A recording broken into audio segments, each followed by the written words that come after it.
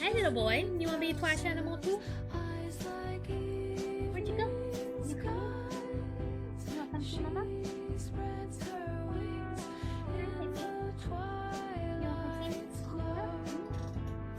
baby. You want to come see me? Come here. Do you want up here? You gotta get closer. Oh, my microphone's.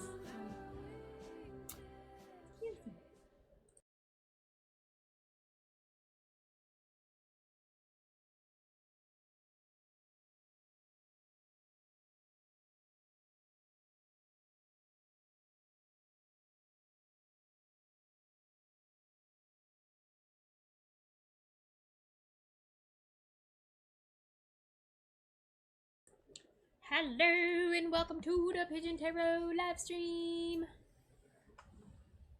We're using our Pause Tarot deck today, and we got a new Oracle deck because it's cute, and we love trash animals.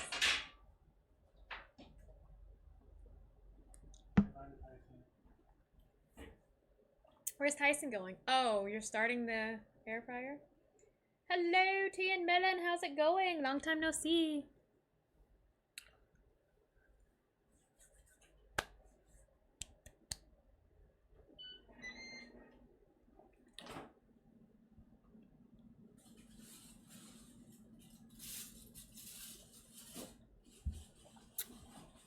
Bum, ba, bum, ba, bum.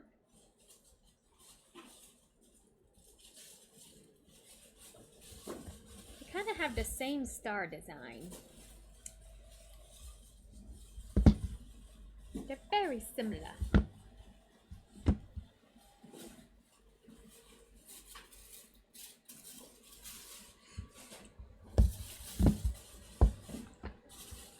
Tyson is doing well. Yeah, he is. Let's see my most recent picture of him. I don't have a recent one, do I? Oh, this was coming back from the vet after he got his stitches out. He was not a happy camper. And then he came home and wouldn't stop licking. So I put his cone of shame back on him. But everything else is good. His surgery went well. His healing went well.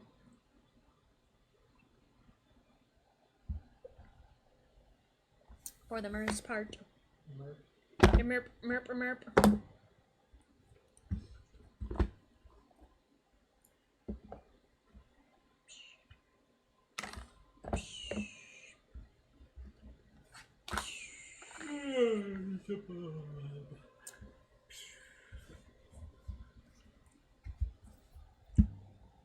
I just got this new Oracle deck because it's so cute.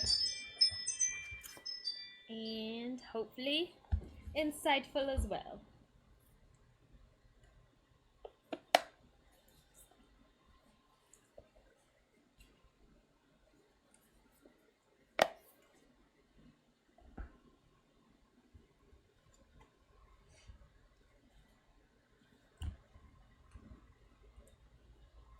The Trash Animal's Guide to Life, Love, and Surviving Daily Chaos. And it's got pigeons on it. Pigeons.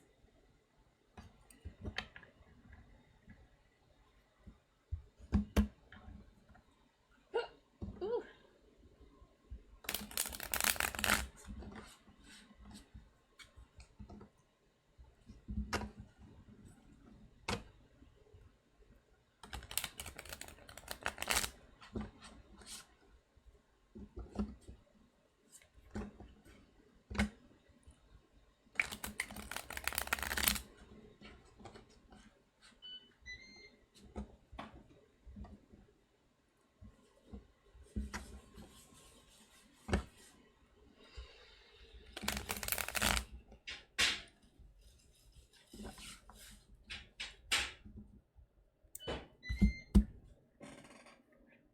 Moon raid!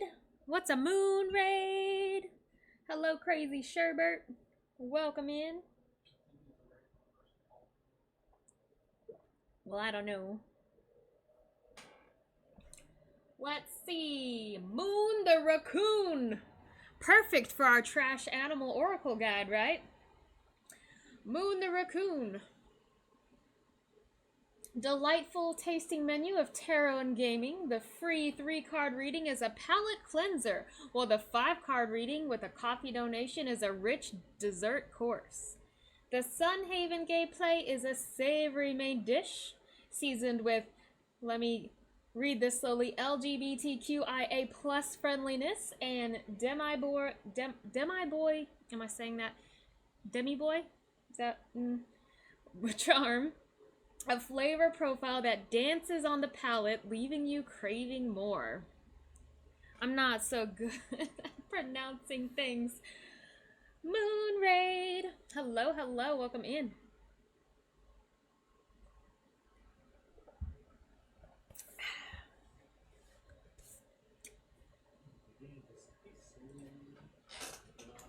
All right, tea and melon. Tea and melon. Let's get started. I did some free readings over on Tumblr today, so I feel rather warmed up and ready. And I've been like jumping back into the Reddit readings too, just a little bit, I gotta be careful because, boy, them Reddit tarot readers can be cutthroat.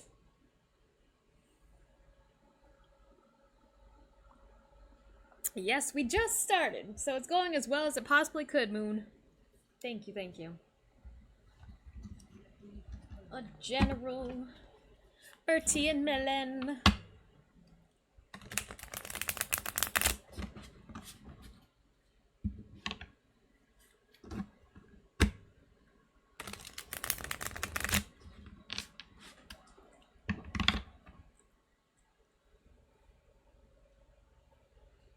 I do. Tumblr and Instagram, I was doing daily card pulls, like 2 cards daily. And now I just kind of, this past couple of weeks, just whenever I feel like it. And then every once in a while on Tumblr, I do open up and allow people to ask and do free readings on there.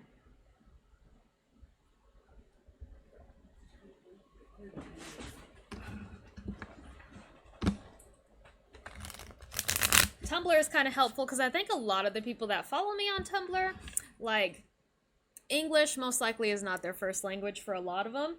So having that format kind of helps reach a different, broader audience in a way, I guess. All right. General for tea and melon. Oh, starting with the 10 of Swords. The Emperor. The 6 of Pentacles, the 2 of Pentacles. Thank you, Moon. Thanks for dropping in. So, dang. To me, I don't know. This is the start of, or the midst of, something that has come to an end, that has reached some finality, that hasn't left us feeling very strong.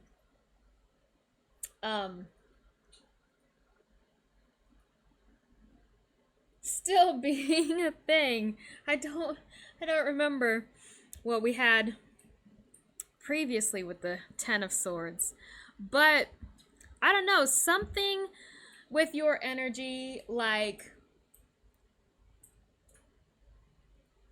it's about, like, the ability to let go, right? Of what isn't helping you move along, what isn't serving you any longer.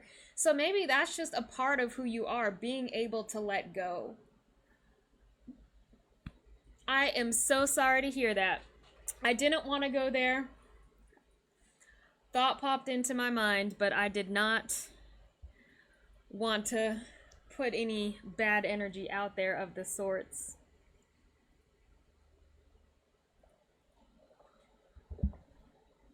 So that could be that Emperor. And I don't know if you kind of had questions on, like, you know, your own physical abilities, your own future in that regards. The Emperor is, did I say, the card where we feel weak, and that Six of Pentacles can lead us again questioning, and not being able to see the positive, or like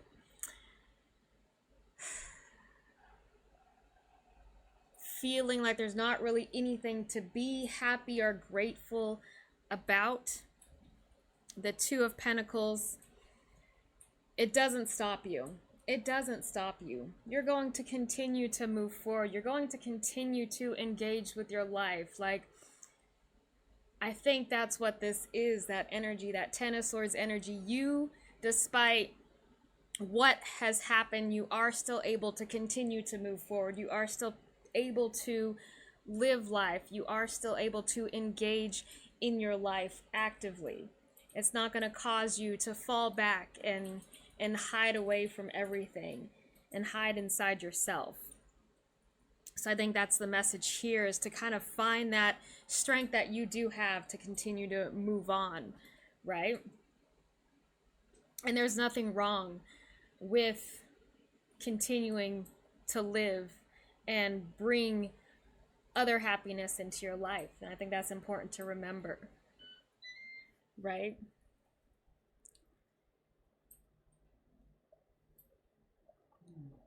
A moment of weakness does not define everything else and how strong you are. The Two of Pentacles is that important card.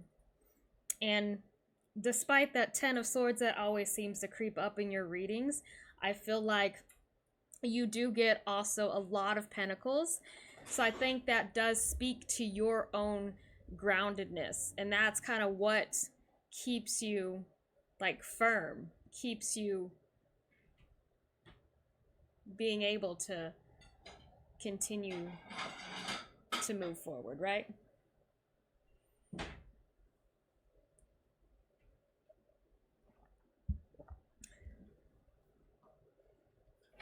It's not an ending.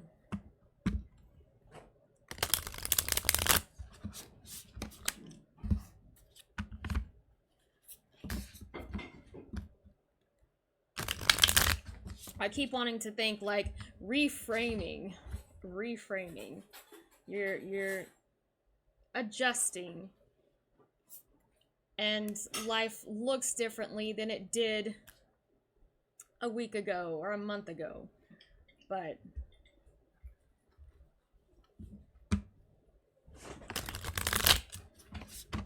you can handle change. All right. Let's get you an oracle card. Possum. Live fast. Live fast. I think that's why you got to keep going, because you got so much in your life to keep moving, keep living. The perfect example of the live fast, die young lifestyle. Possums are born after only 11 to 13 days of gestation and live for up to 2 years in the wild. So possums have to go out and soak up every bit of life that they can, much like that old bagel soaking up spilled coffee. Ask yourself, how are you getting the most out of your life at the moment? Look back and examine whether there are choices or goals that sometimes dictate the speed at which you enjoy life. Now go out there and experience all the new places, new faces, and tasty food that life has to offer.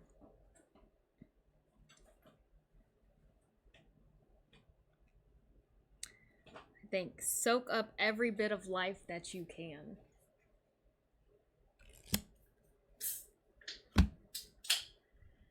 That's what we got, tea and melon.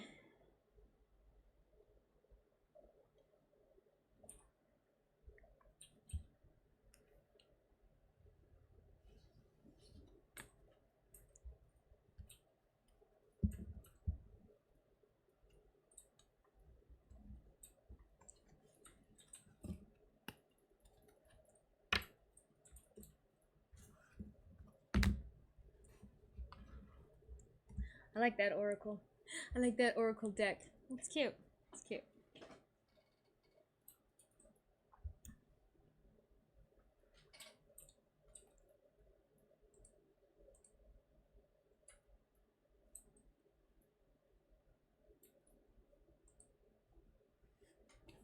Hello, Jenny. Yes, if you would like to get a reading, we can go ahead and do that. You're always welcome to have a reading if you join the queue and stick around.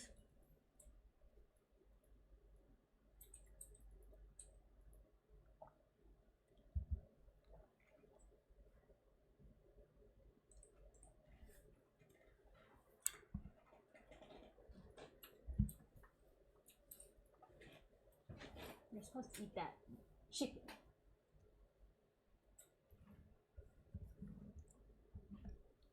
What would you like to ask, Jenny?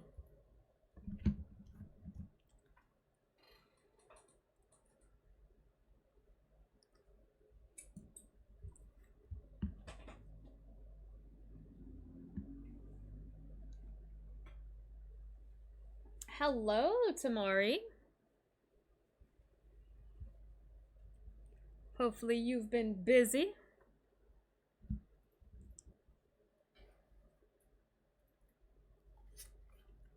Love read for you and your man.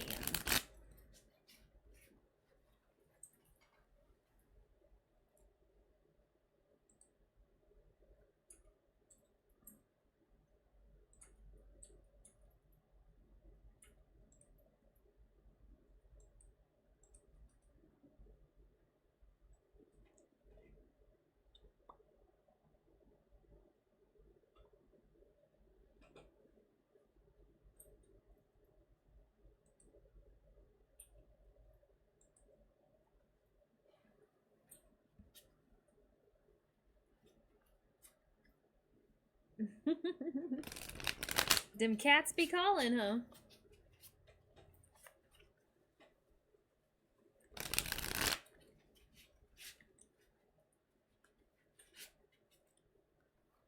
All right, Jenny and her man.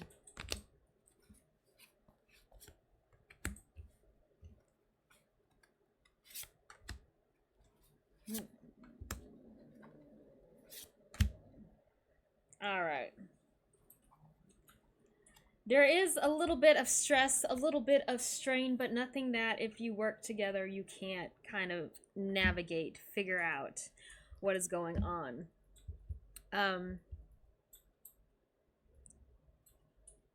Queen of Cups in reverse. That's my card of codependency. So, like, you know, if your partner is happy, then you're happy. If your partner is sad, then you're sad. Like, your emotions very much depend on the emotional state of your partner. Which isn't the best, the most ideal situation. Especially, you know, if they aren't being so approachable or so loving and caring. Well, that you're going to put a lot of that on yourself. And we don't really want that. The Page of Wands, though, that is interest, that is enthusiasm, that is happiness. And then that follows with the Page of Pentacles reversed. So we got some ups and downs going on here. Page of Pentacles. It seems like there may be something that we didn't quite plan for, a little hiccup, a little bump in the road that maybe one person was happy about, the other person not so much, and that frustration, that lack of enthusiasm may be weighing on the other person emotionally. Because again, these emotions are very tied up within each other. So it's causing more stress on this connection. But we have that Three of Pentacles. So we do need to kind of figure out a way that we can, you know, have the best of both worlds. There needs to be a solution that works for us both. How can we work together? So I think that's what we're lacking at the beginning, is that working together and that supporting each other. We don't feel it so much here. But maybe once we get over this bump in the road, or get to a place where we can communicate with each other better, that Page of Wands, very much a card of communication and how we communicate, how we share our excitement and our passion and our love. If we can get to a place where we're better at communicating, then we're going to have a whole lot easier of a time together. We can get over the stressful bits. So just keep that in mind. And don't let your partner's emotional state dictate how you feel about a situation.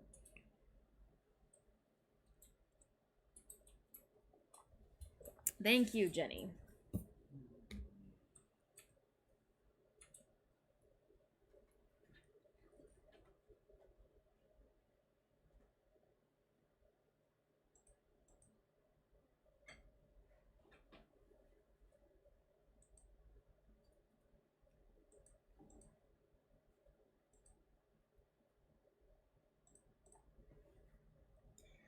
All right, Tamori.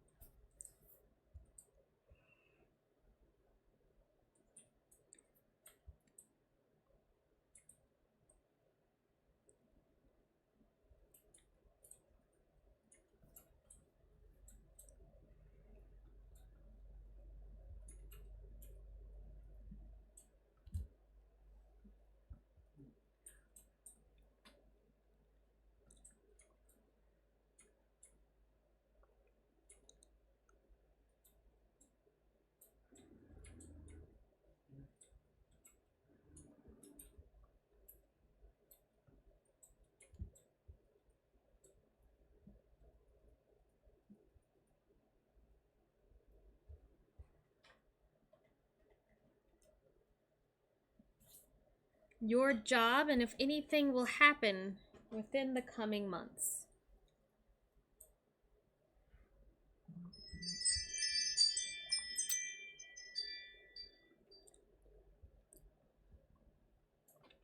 Also, since you haven't been here for it, my little Tyson had to have surgery.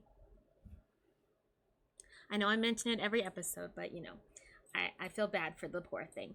He had to have surgery, and he is recovering well, and he had his stitches taken out, and we're on week number 3 post-surgery. You could have given the Tyson on the stream cone. The Tyson on the stream, yeah, I should have had a cone. I didn't think about that.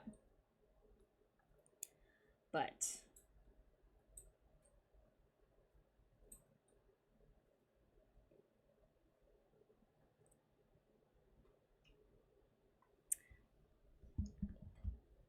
he's doing well.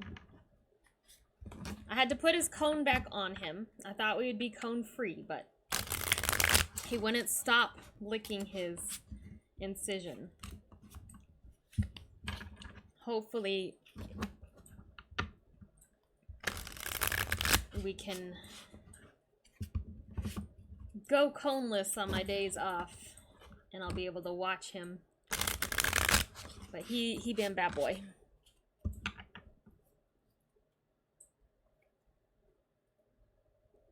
Hi, Ghostling. Long time no see.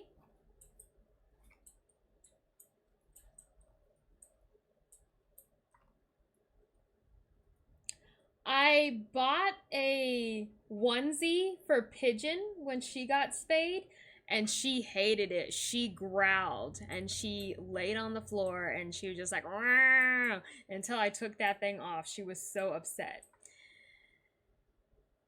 I think I'll stick with the soft cone.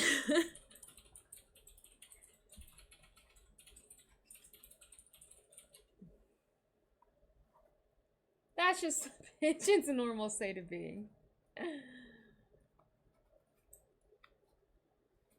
Short staff. That is never good, Ghostling. That is exhausting.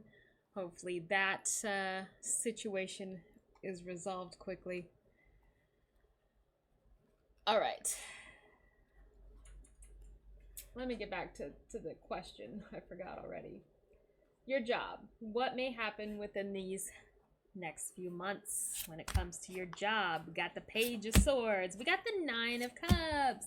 We have the Hierophant. We have the Eight of Cups. Let me pull one more card. Wheel of Fortune. Okay.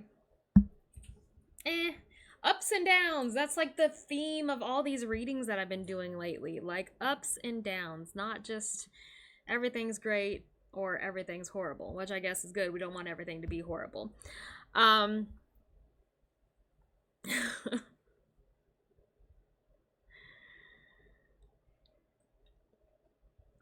forgot where my mind went just now. Okay. Page of Swords, Nine of Cups. Page of Swords, Nine of Cups. Page of Swords, Nine of Cups.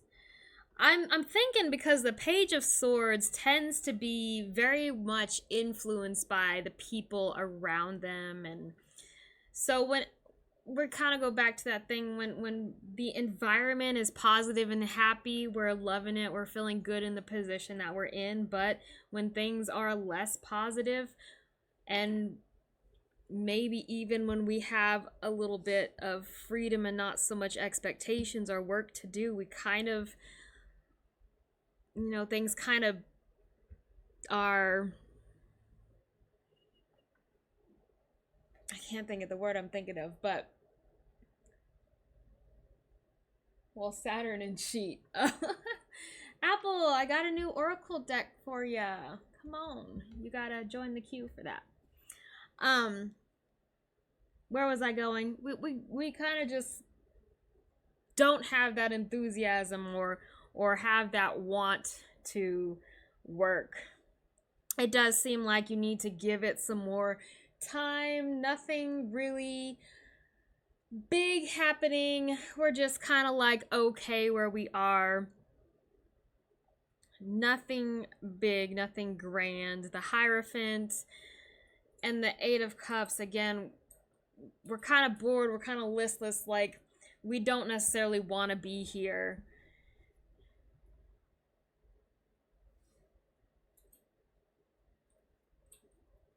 So that's not great. It's like when things are going well and the environment is positive, then yes, things are happy, but it's not going to continue that way.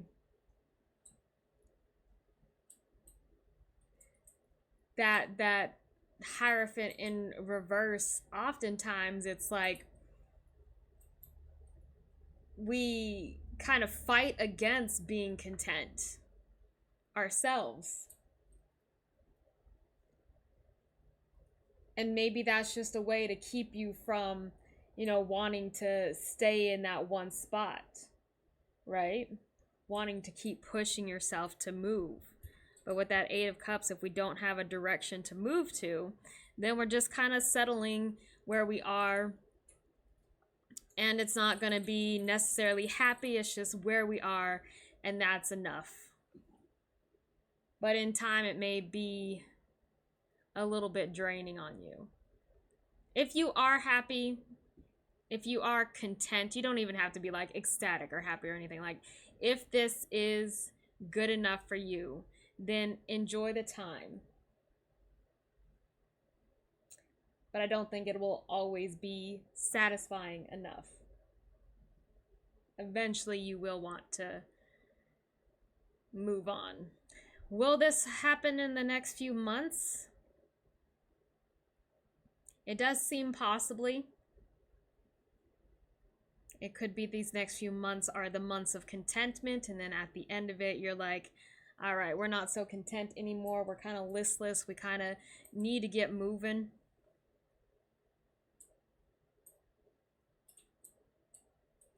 But I think it is important to just kind of stick in there at this time until it is time for you to move along. I think what I would say is you aren't stuck if you don't want to be, right? We can be content where we are, but you have the ability to change things up if you want to.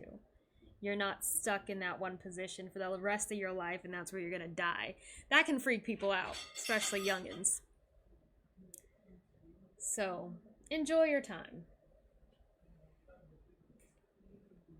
Sometimes we just like hanging in to those like what we call dead end or menial jobs because of the low stress, right?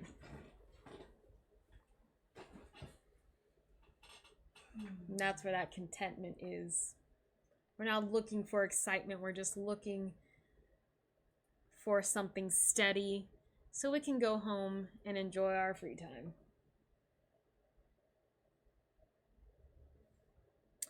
Did any of that make sense? That's what I got about your job. You will be content,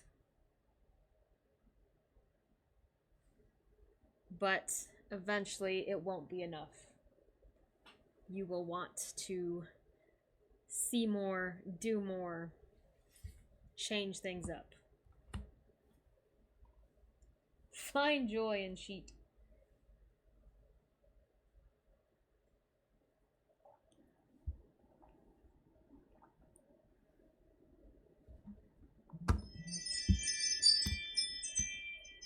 I think cats. When you dream of cats, I think of them as a messenger. I don't know if that's right.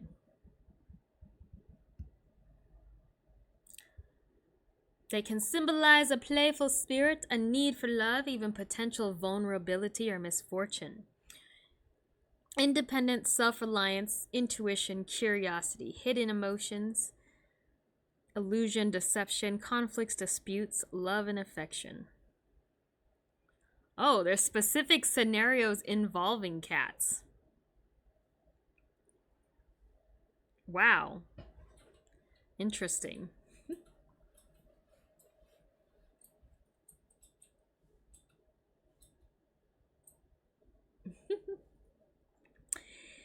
If you dream about saving a cat's life, it means that you are reclaiming your independence and power.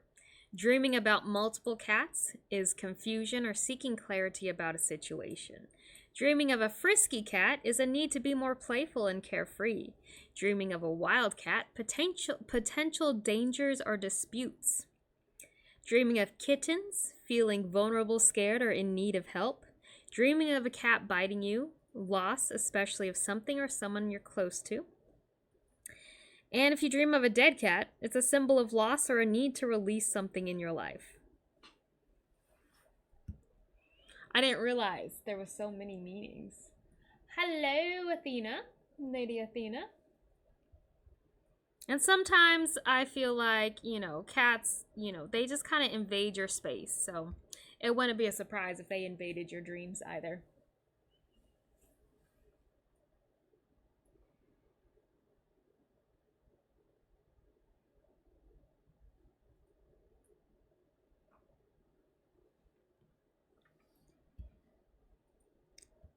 Well, what did we say when you dream of a dead cat?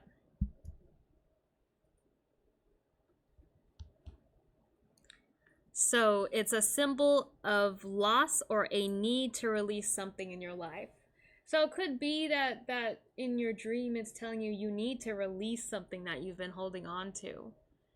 Rid yourself of it. Think on that. I don't think there's any dreams about wearing a cat as a fancy hat.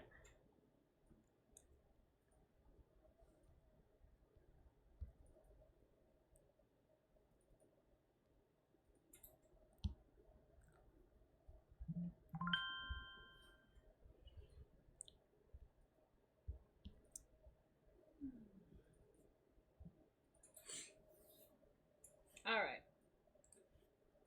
Tea and melon.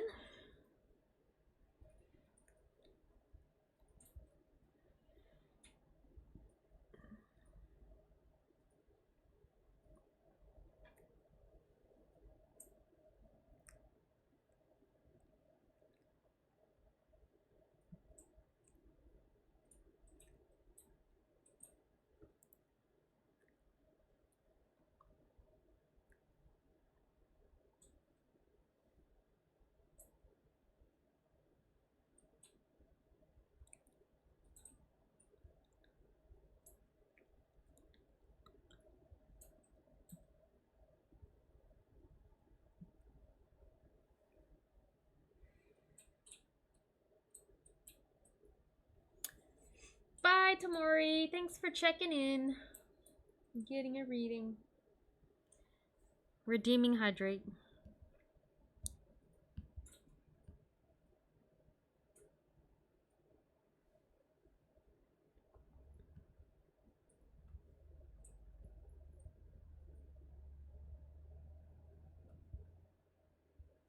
I almost got tempted into buying a third guinea pig today.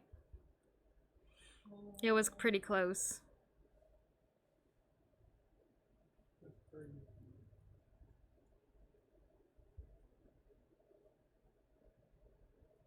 Luckily, I guess it didn't work out.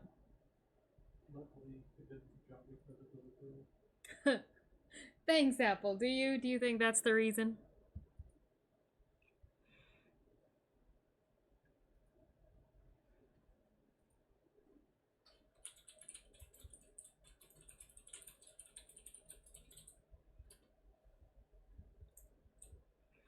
Also, Garb almost bought like a million snakes today. I was thinking it was maybe because Garbodor is sitting there on top of the castle.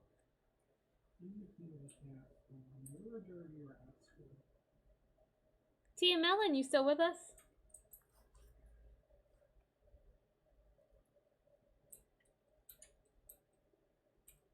Oh, there we go.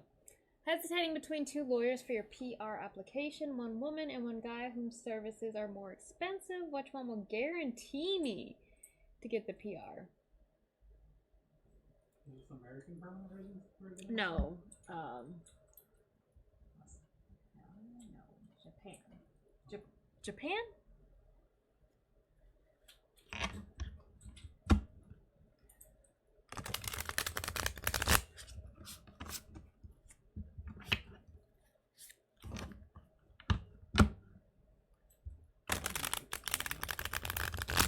You want to move to Japan?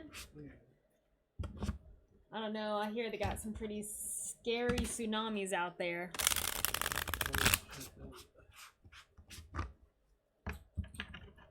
And also, I think you're too much of... Well, that's kind of mean, but I don't think that your particular want to throw trash all over the place is looked well upon with the Japanese. You gotta throw your trash. Well, you gotta carry your trash with you until you get home, is what I hear. Yeah.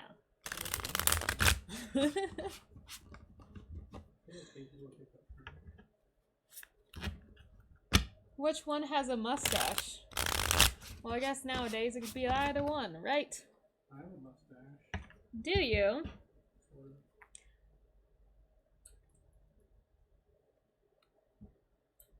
I didn't know if that was like all over Japan or just like in certain cities of Japan. But I did hear that, like people walking around with their trash not knowing what to do with it.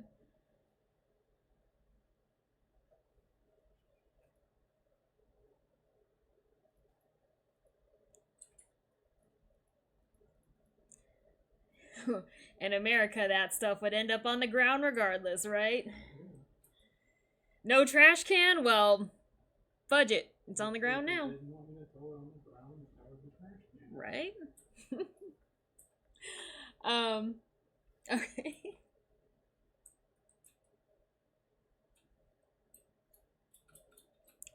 I'm not one that likes to carry around anything that has trash with me, only because I don't want to have to look for a trash can. Like, what if there's not a trash can? There's always a trash can somewhere, but, like, I don't want to ask someone for a trash can, so I'm not going to bring trash with me. I'm weird. A woman and a guy. A woman and a guy. A woman and a guy. Where are my little kitty cats? Alright. Purple cat is the woman in this situation. Gray cat is the man in this situation. Which one will guarantee... That's a tough word to say with tarot. Guarantee PR. The man or the woman? Well, the woman or the man? The woman? The man? And right now our thoughts are to whoever has the better mustache, right? All right. Guarantee PR.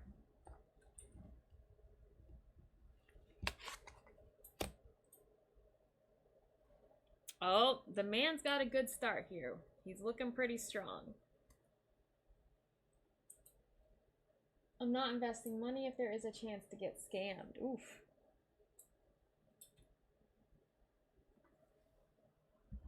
Oh, I just assumed it was always a thing. I didn't realize it was as a result of something that happened. You didn't know it because you didn't know if that woman had a mustache, Apple. 7 of Wands. Interesting. Because that's not necessarily bad. The 7 of Wands is a card of stubbornness. So, in my opinion, here, the man in this situation probably thinks that, you know, he can do it. He's already got it taken care of. Like, this is no big deal. Whereas the woman is more likely to be the more stubborn person and make sure we reach our end goal. So not necessarily a bad quality to have in this case. Let's expand upon that. The Page of Swords, the 6 of Pentacles.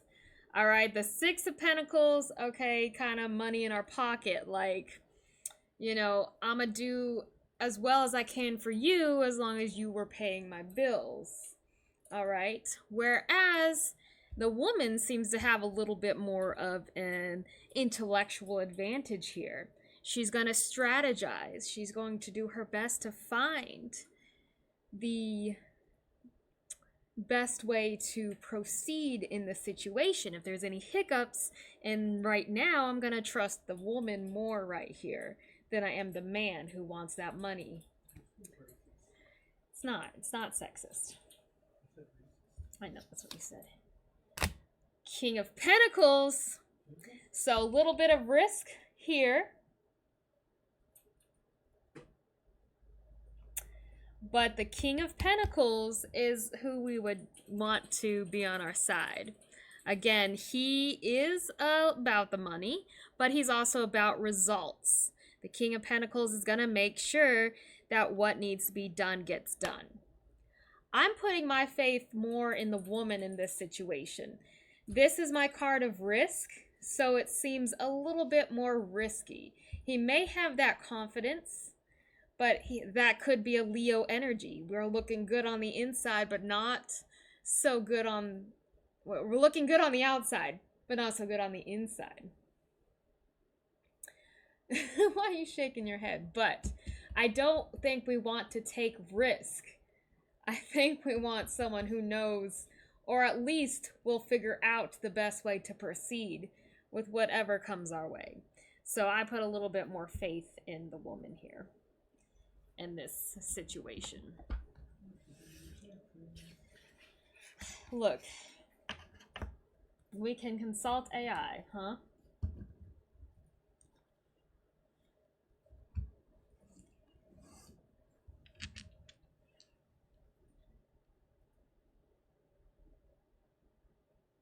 They will not charm any immigration staff. Honestly, though, like, I would probably trust somebody with more age, more experience to get us through. And that's what I would go with. Not necessarily like have to be the older person, but who has been doing this longer, right? Because there are hiccups that come along with immigration. There's, you know, paperwork and missing paperwork and like really knowing how to finagle the system, whatever the right term is on that. So you do want to know someone who either knows what they're doing or they know how to navigate the situation to get things done. You know? Anyways. You bet the man has connections. If you pay the right price, yes. He probably does. I was listening to this book on tape. Did you say book on tape? I was listening. How old are you? I was listening to Audible. My bad. Book on tape. Okay, I'm old. No.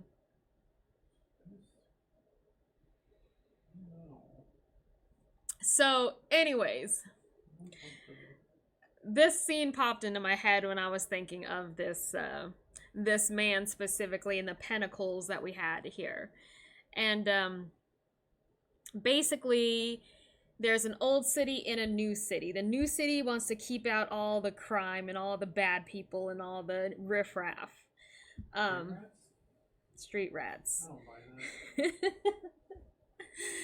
So if someone from the old city wants to go to the new city, they have to pay somebody for that person to go and get a document that will okay them visit into the new city. And then that person has to use money to persuade one of the council people of that city to sign it, to give you permission to cross the border. And then they'll bring it back. And then you have to pay that person more money to get your paperwork. And if you don't pay them enough money, well, they're going to sell it off to the highest bidder. So that's like the imagery coming into my mind when it's, you know, are you paying enough? And will you be asked to pay more?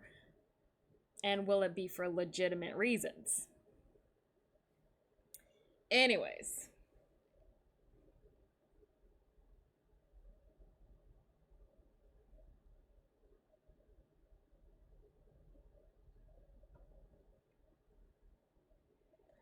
I would say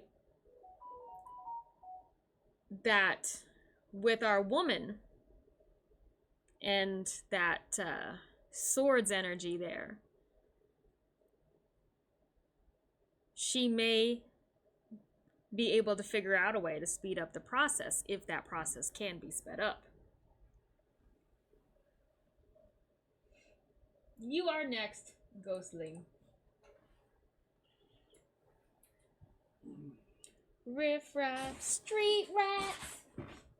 I don't buy that. Is the laundry still going? Thank you, Tian Melon. It is your turn right now, Ghostling. Right ASP. Wait. Right ASAP.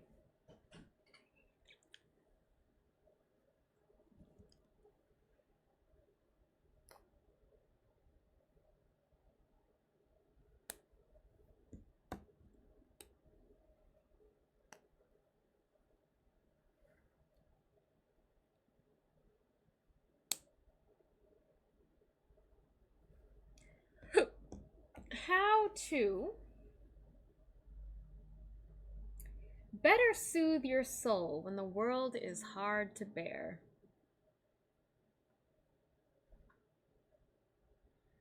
How to better soothe your soul.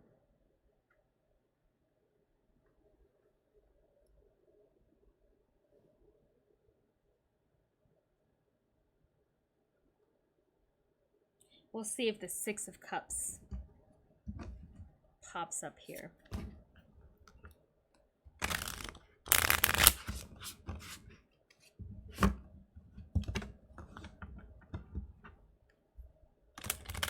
Black metal and cigarettes.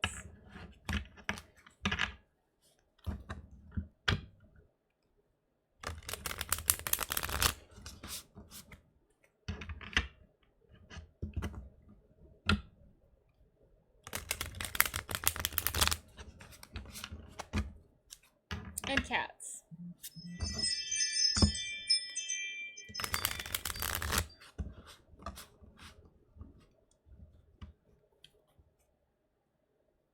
Cats do be hidden.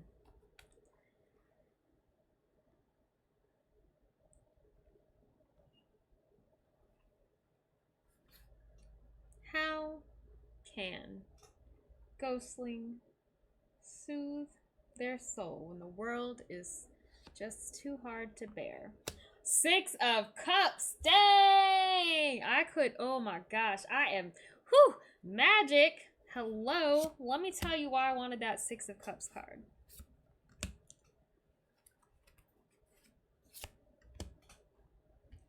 Oh, stress, stress, stress, stress, stress. Okay. This looks like not great, okay? You can't avoid the stress. You can't avoid life. You can't avoid... You son of a gun. You're in ads. I forgot ads existed for a second.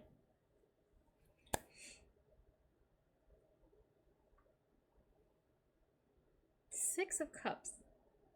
I called it to the top.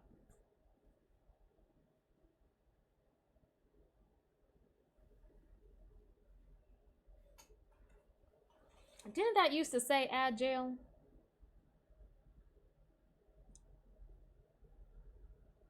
And what happened to Frosty Tools?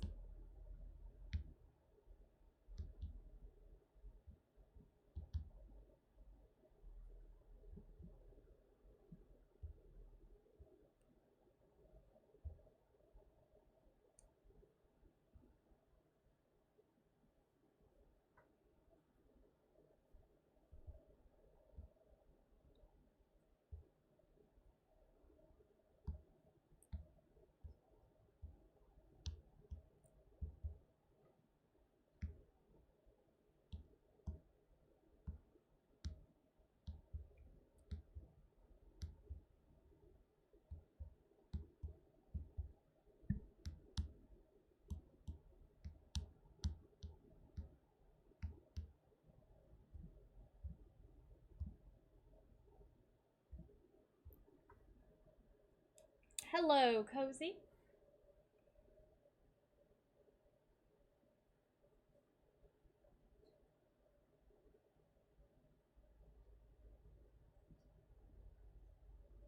Oh, hi, you're back, by the way. Okay, good to know. Good to know. Okay, so where were we? Where were we? I was saying that you can't really avoid the stress that comes with living life. So, we talked a little bit about the Queen of Cups before. About that being our card of codependency, but really what it is, it's like, in spite of hardships that you may go through, you can't let it bring you down, right? You have to still find that joy in something else. So the 6 of Cups, when I was thinking of it for this reading, right? The 6 of Cups is that just innocent happiness, like simple happiness, simple pleasures, just like, you know, playing video games, seeing a silly commercial and laughing about it and sharing it with your fiance. I didn't know you had a fiance. Congratulations, by the way. I don't know if that was something new. But it's really finding just simple things to be happy about that can give you some relief when things are super stressful. That is what's gonna heal your soul. That is what is going to touch you and bring you joy that nothing else can take away. Even if it doesn't get, you know, show, like, keep you happy through the difficult times, it's still there. It's still within you. It's still deep in your soul, right? The 4 of Pentacles in reverse. And I think that is, you know, sometimes being a little bit greedy, like the need to be a little bit greedy here. And I don't mean like financially, materialistically greedy, as much as, you know, making sure that you are giving yourself what you need, even when things are difficult. And you'll be like, well, I really don't have time to take 5 minutes out the day and go do something, go grab me a coffee from my favorite place that I just really enjoy and that'll just make me happy. Do little things like that. Just little positive things that kind of keep you going through the day. The Four of Swords is that stress and strain we've already talked about. So it's not a quick fix. It's not an easy fix. It's just, again, finding moments of happiness, finding moments of joy, and just stupid laughing at meaningless stuff, right? And then we have the Wheel of Fortune in reverse. When I see it in reverse, things aren't moving. Things feel very stagnant. Sometimes you can find peace within that stagnation. You know, when things are really busy in my life, I want things to stop moving for a minute so I can just relax and not have to think about anything and not have to stress about anything. So find those simple, quiet moments where you can just be happy, enjoy your company, enjoy yourself, and like I said, just do something that's low stress and may seem stupid to someone else, but just you do it because nothing else than bringing a little bit of happiness to your life. That's what I got. Hello, Tyson.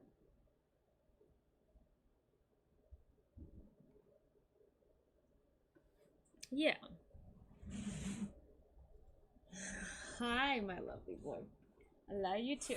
I'm so glad to see you, honey bunny.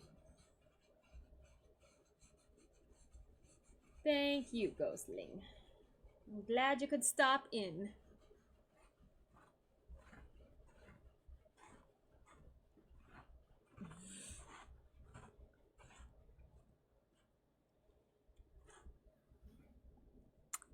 All right, Tyson. Tyson. I see you, honey.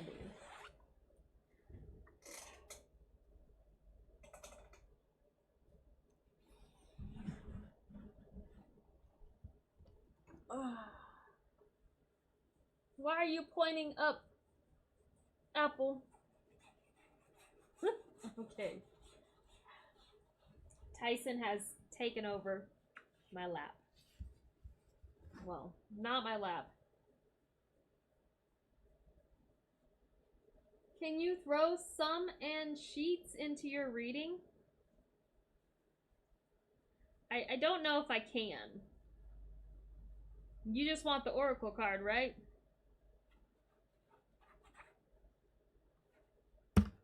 And sheet.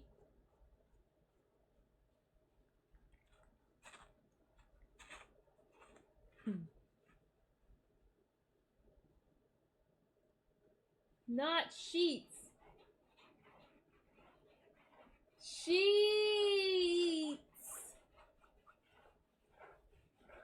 I don't know who you think I am, Apple.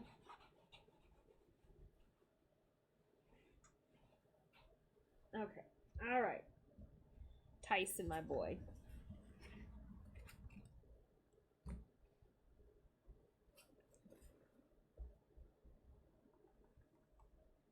Shit.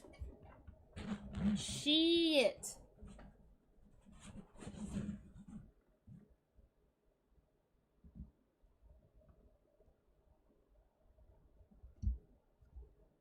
Honey. I love you too. But this is a little bit ridiculous.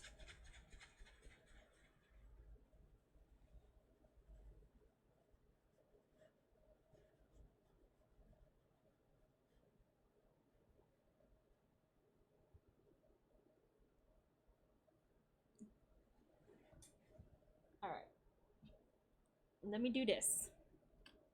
Let me do this. And then I'll give you more attention. Okay? I promise I'll give you more attention. Honey.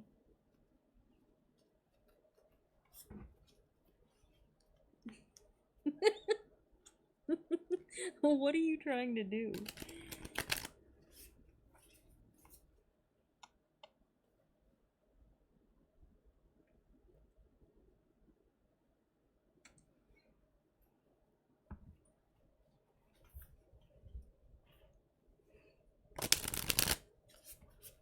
All right. Oracle card. oracle card. And shit. Oh. No, you can't eat these. You can't eat these. So, you've got possum. Conflict avoidance. Shit. Shit. Conflict avoidance. That's me. That's what I'm all about. I can't see because you're blocking out the entire light, Tyson.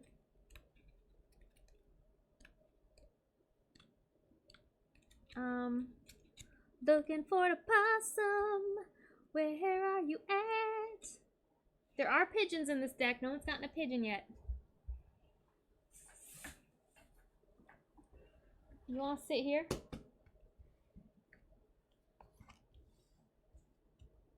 Hello from Philadelphia. I started watching Abbott Elementary. And I love that show. And then they did a crossover with one of my favorite shows, It's Always Sunny. And, like, yes. Yes. Thank you, Philadelphia. And shit. All right, possum, conflict avoidance. Fight or flight. And sheet. Shit.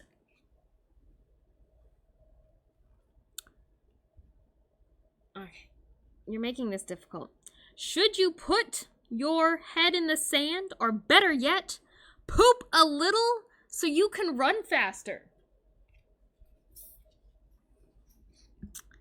Triggered by stress, possums' comatose-like state is completely out of their control. And can last anywhere from 45 minutes to 4 hours. Don't we all love a comatose state that lasts for hours? Shit. If that doesn't work to deter the threat, possums also secrete a foul-smelling fluid from their anal glands. Okay, there's your shit. Oh, what a lovely bouquet of death. Contemplate how you view and interact with conflict. Do you find yourself freezing up and having trouble moving toward a resolution? There is no shame in admitting fear or taking time to step away from a conflict. However, don't let yourself avoid anything or everything. My bad. And I feel like that kind of is you a little bit. I do feel like you tend to avoid things. You are a little bit avoidant. You don't want to add stress and chaos into your life. So you choose the easiest route out. Maybe that's playing dead and being comatose for an hour. But maybe it is time for you to stop secreting your shit. Stop avoiding uncomfortable situations. And engage with life. Good night, Tea and Melon. That is what we've got for you. You conflict avoiding possum. I bet you do that too. You just fall over on the ground, looking dead.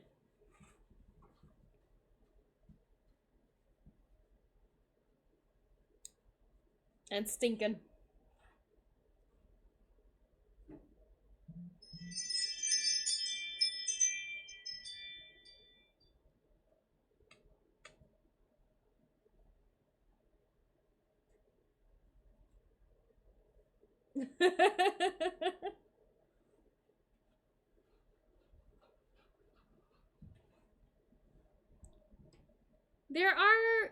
There are times when it's good to do your own thing and not involve yourself with the shenanigans of other people, but Don't completely avoid life altogether. Life is messy and dirty and tumultuous and part of being a trash animal.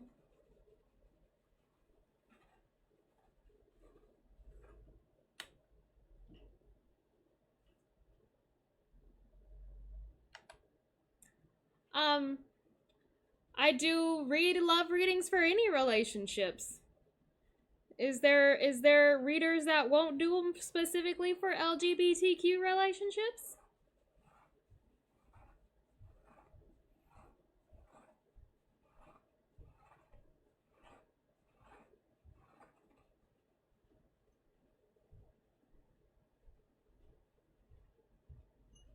I can't imagine in this day and age. Maybe in this government, but well, that's good. Yeah. Now, I do caution, like, you can't really have expectation that someone's gonna go outside of their sexual orientation, whether that be, whatever letter of the alphabet it may be. Things do need to happen in the most realistic possible way. You can't have expectations outside of that, but we do not discriminate in our readings. It's all about energy.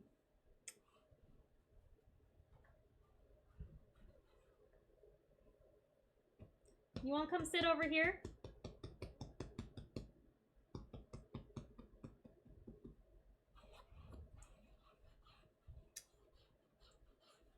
Lady Athena, that's all you wanted was one oracle card for your question. A trash animal.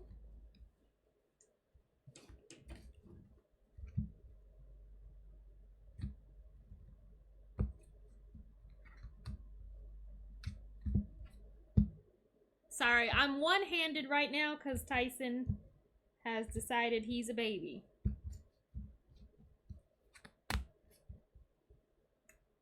And I'm far from the microphone. All right, Lady Athena. You have raccoon conservation. These are so cute.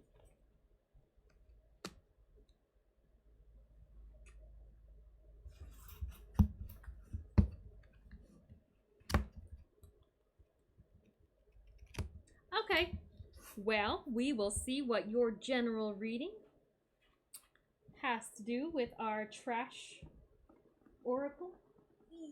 All right, you get over here. Move Tyson here. We'll wait and see the meaning of the raccoon. Lay down.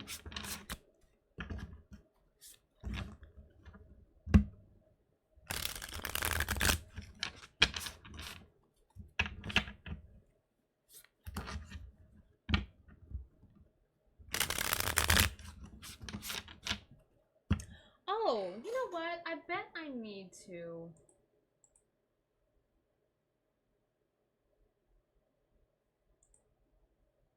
fix the Pigeon Tarot bot.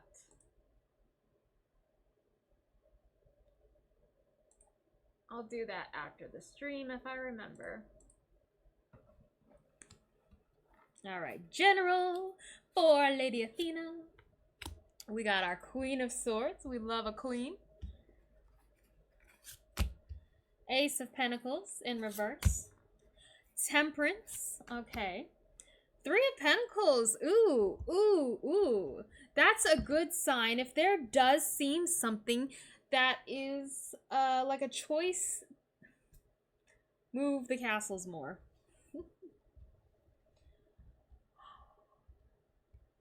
Maybe after the stream, I will adjust our background some.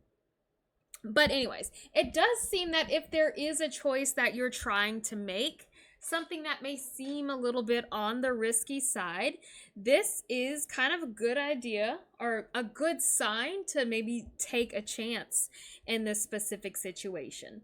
We have the Queen of Swords, who is very direct about their approach. They know what they want. And they're pretty confident in whatever this may be in their decision, even though everyone else may be like, are you sure you want to do that? The Queen of Swords is, I know what I'm doing, everybody. Calm down, back up. We're going to do this. I know the risk involved, but I'm still going to continue. And then Temperance is that good bit of balance. So it does seem like things will kind of sort themselves out. To me, this feels more like a change that needs to be made, something that you need to do for yourself to feel renewed, to feel restored. And then we have the Three of Pentacles. You know, normally we see that in like a job situation or some kind of partnership. The Three of Pentacles is, you know, working together, collaboration. I'm trying to think of the other word I'm thinking of. I can't really think of it, but things seem to be in sync with me, with my partner, with whoever is involved in the situation. Like, again, this is worth taking a little bit of risk. We understand that it is not the easiest route, but we are dedicated, we are here, we are going to get where we want. So yes. Yes. Do it. Let's see. Where's my little book for our trash panda? Conservation. When we think of this conservation, we kind of think of more of a slower approach to things. But let's see. Although raccoons don't hibernate during the winter, they do stay in their dens for weeks at a time in a state known as torpor, if I'm saying that correctly. By reducing their body temperature and metabolism, they can conserve their energy and just coast for a bit. Take a moment to think about how you can sustain yourself more effectively without burning yourself out. Be more thoughtful of your energy and know that it is okay to say no and take a step back from your obligations and responsibilities every once in a while. So I like that idea of conserving our energy. The Queen, again, she knows what she wants. She knows her goal here. We're not going to go back and forth. We're not going to fight it. We're not going to argue. We're going to put that energy into the most useful, more direct course of action in order to reach the success that we want. So you don't really, you want things to go smoothly. So this is a sign for things to go more smoothly for you. Don't stress yourself out. Just keep your eye on what your goal is, and things will fall into place. That is what I've got for you, Lady Athena.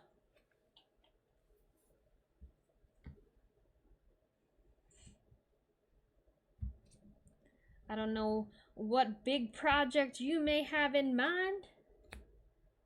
Don't have to be a big project, I guess, but sounds kind of, yeah, exciting. That's what I think. When I'm thinking conserving energy and being direct, it does mean don't stress yourself out more than you need to. Understand your goal. Don't worry about anyone else. This is single-minded. What is that called? When you're going down, looking just one, singularly focused.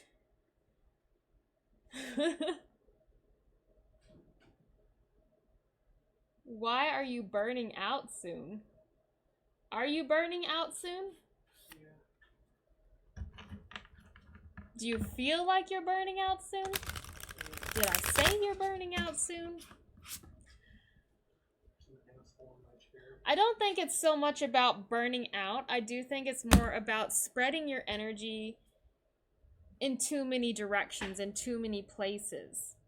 Sure. I think if you can kind of tunnel vision is what I'm thinking of. I think if you can kind of narrow it down, be more concise with your efforts, you'll be able to see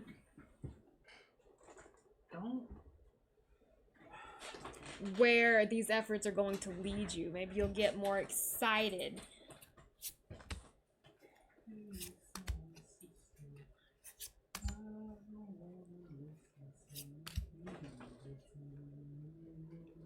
All right, so at the end of it, we do have that King of Wands bringing back in the passion. So yeah, there may be things that off-put you, that burn you out. You may be stressing yourself, overloading yourself, overwhelming yourself way too much in some regards. But you're going to get through that feeling of burnout and find more of the direction that you want to go that's going to make you happy. That King of Wands follows his passion. And while he does take into account other people's feelings, he is more about, you know, finding ways that he can do what he needs to do for himself. He'll take care of the responsibilities he needs to, but he is going to put some priority into what he wants. So think about that. You know, don't let all these different pieces come and overwhelm you and push you towards burnout. Refocus your energy on your passion and on yourself.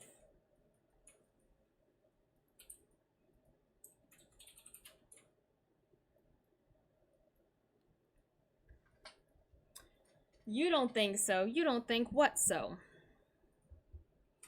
Hello, traveling gypsy.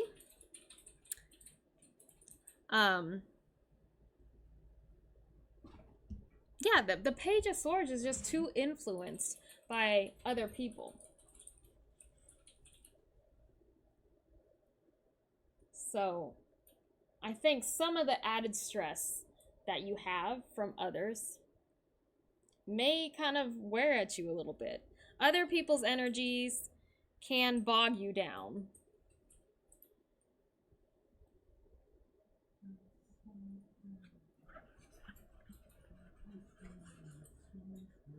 Especially if you're one that tends to like compare yourself to other people, right?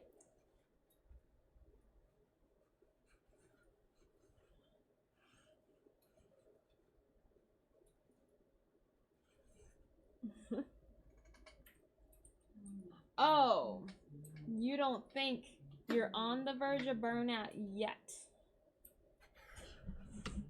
So more of like how to, I guess, avoid it, right? Let's avoid burnout. But yeah, I think that's the easiest way is allowing yourself to sometimes do what you need to do for yourself.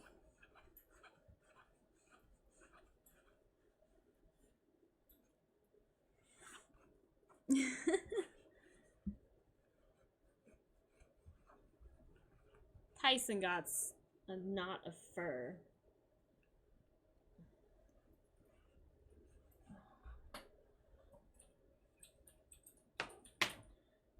Can I can't really see where my cards are, and I'm trying to.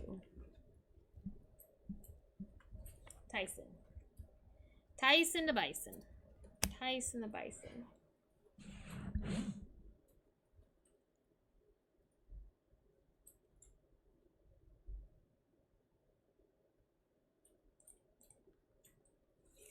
Cozy, cozy wozy.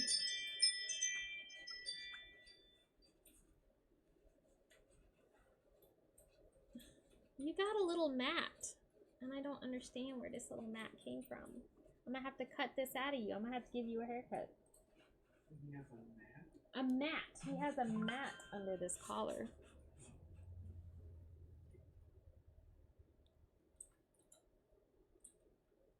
Wrong! You're all wrong. Stop it. I was like, okay, what did I say? Hey, I can be wrong. Like, yeah, sometimes. That's okay.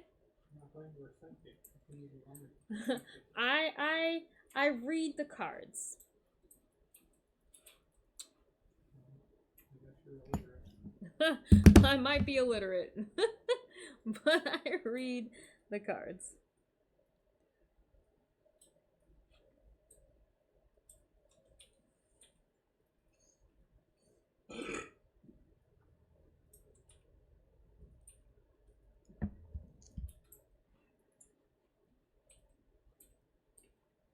Well, how would you like to have fun, Cozy?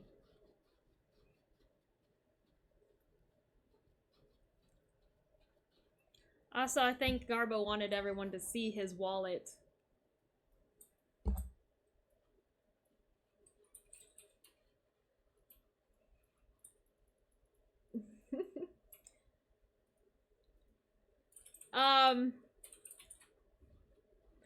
Cozy, your idea of fun is never matched with my idea of fun. So, I can't say.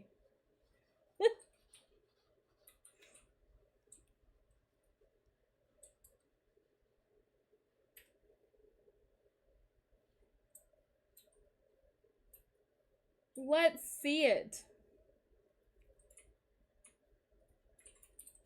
See, already this is not fun.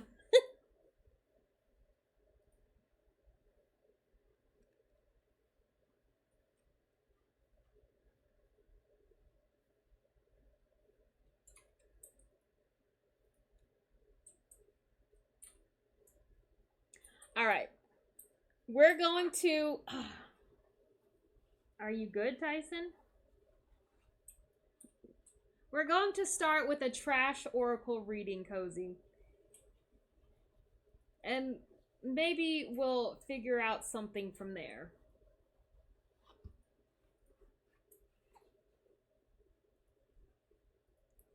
But to me, the trash oracle is fun.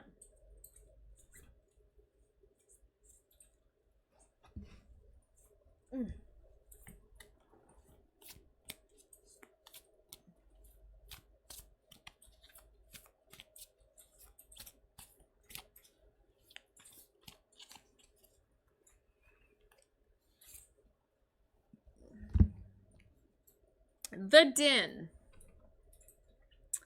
Nurturing and structure. I see this as very ironic. Very...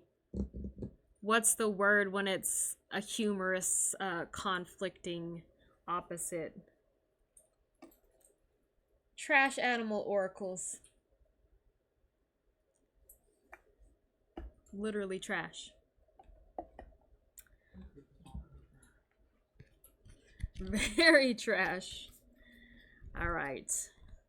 See, everything always turns serious.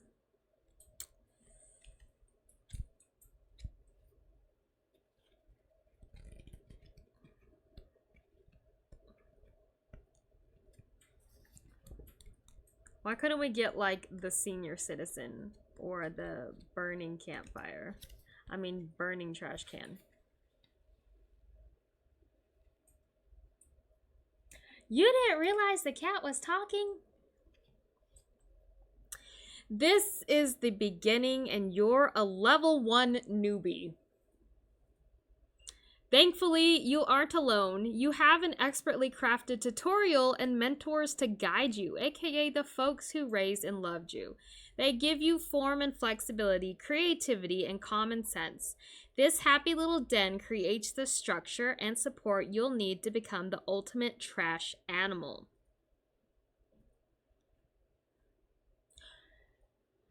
All right, that kind of gives me an idea.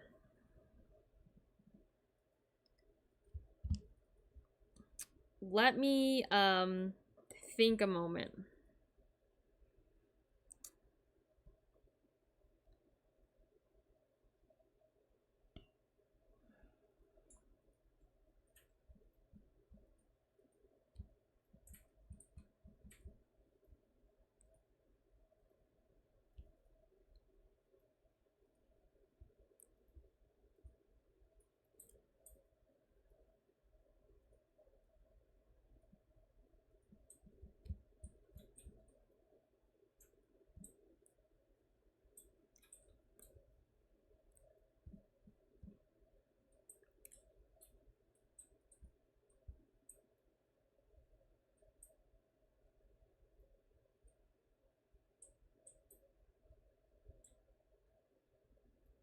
love them. Yeah. Thanks. I was trying to find something to help me here.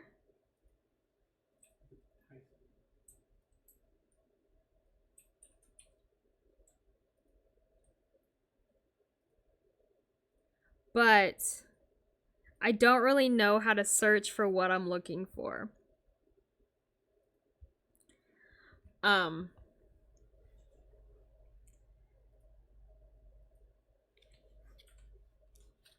I don't know. I'm losing it.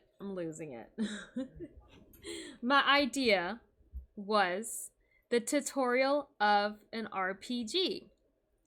And how could we play that out with the cards?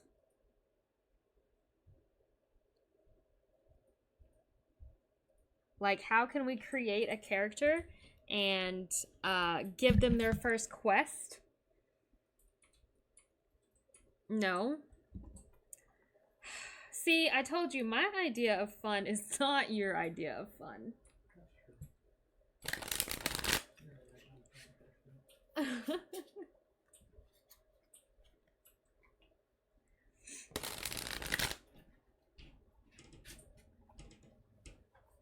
Stop, crunch, stop. Where am I? The upstairs neighbor. 1,000 pounds upstairs.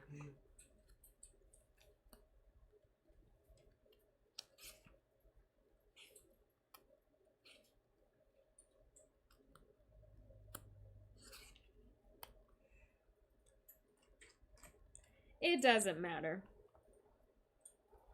Alright. Well, here we go. Our main character is the Knight of Wands. And our Knight of Wands is coming across an obstacle, which is death. Alright.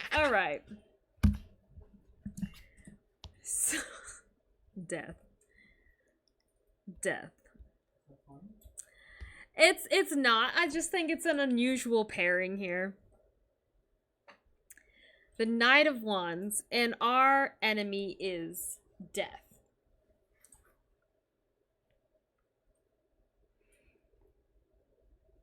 Who's gonna be the winner? The Knight of Wands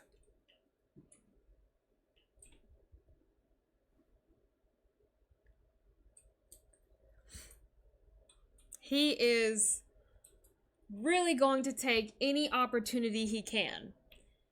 So he's pretty agile. He's pretty clever. He's pretty like able to find the flaw in Death's plan. The Death card. The Death. Death, no matter what, Death is going for a specific ending. So the Knight of Wands has to figure out, how can he kind of take charge of his own ending? That's kind of dark. The only way to defeat death is when you're in control of when and how you. Wow.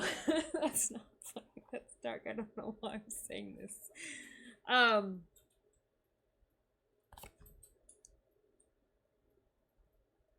Now, death, he's just doing his job, you know? He doesn't think he's doing anything right. I mean, he doesn't think he's doing anything wrong. Y'all, I'm already lost it. Death has a function. So, it wouldn't necessarily be good to defeat death. So we have the Fool here. And that is the Knight of Wands' own naivety. Right now, it looks like death is going to be the winner. Logically, death is going to win no matter what. But I think the Knight of Wands thinks he can just go in and he can just destroy death, take death out. He can't. These are the naive thoughts. Now, death. We have the Queen of Wands. The death is unsympathetic to the plight of others. Death has a job that he's going to do. He's not going to be worried how it's going to affect anyone else. He's going to do what he has to do.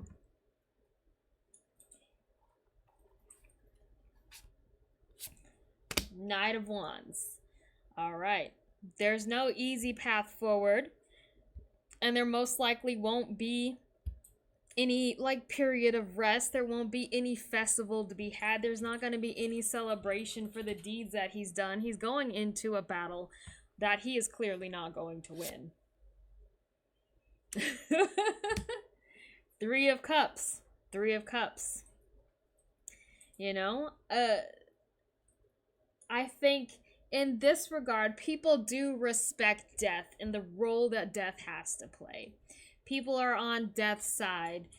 They realize that this is a necessary evil, and they are going to take control of death by celebrating life instead, right? That's really all we can do.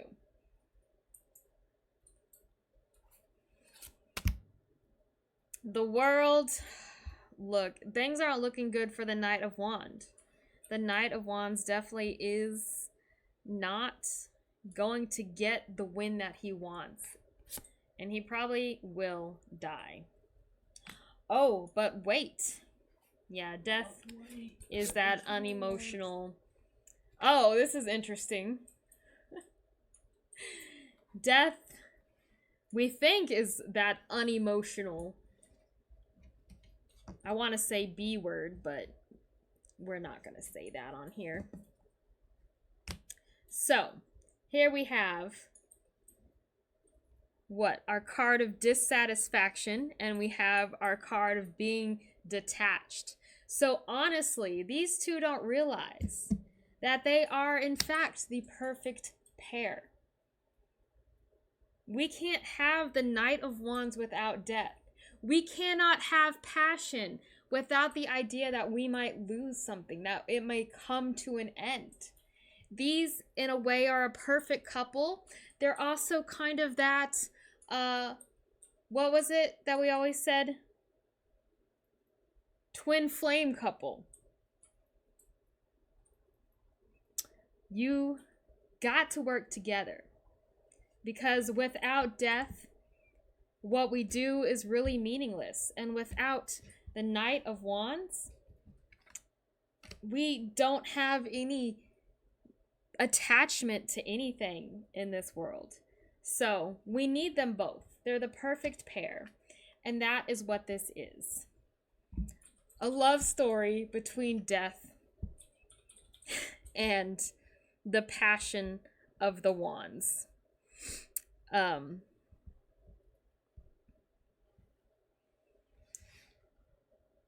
Structure and nurturing. We need this structure to nurture life, to give life, and be passionate about life. Was that wasn't like funny fun, but it kind of was entertaining where we the road we went down. The story that we had. Interesting. Thank you, Cozy. Thank you for that torturous moment.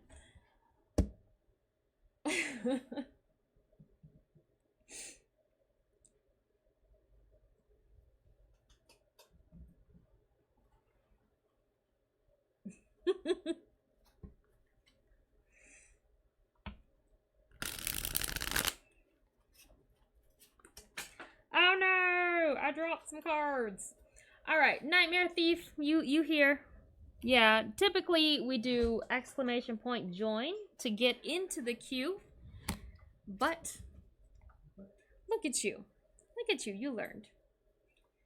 You learned. But either way, you're next. So boom. You want to request a love reading for you and your guy. Guy. What you mean? You just saying the word guy. I don't know. You had a good start, but are not together yet. So, have we really gotten romantically involved? Or, you know, we went on a date? Or we are just connecting really well?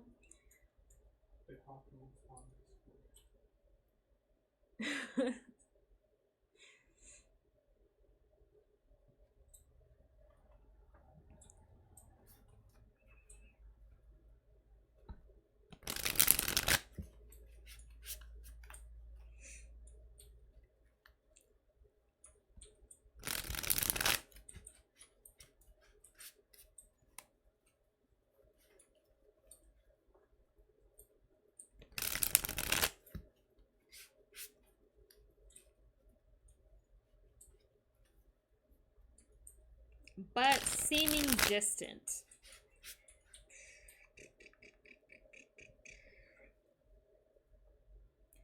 I would say that,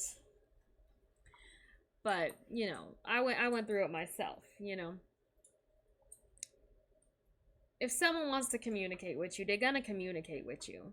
When they feel distant over text, you have to take into account, are they actually being distant? Or is that the feeling that we're kind of putting on the situation because we feel that distance, because we don't feel as connected with them? And you know, some people, individuals, sometimes have a hard time connecting just through text messaging, feeling that connection just through text messaging. Some people need to like physically be there with you in order to feel that connection. So distance can be very much involved in your own perception, or you know, you're just not receiving the response that you want. There could be something else with that.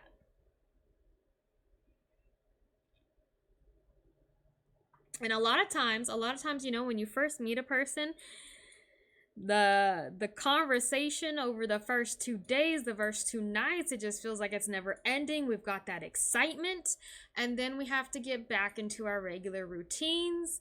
The communication does start to fall off. It doesn't completely end, but you know, we can't be staying up every night till 3 in the morning talking on the phone and stuff like that. So there is like a natural expectation that we can have these ups and downs.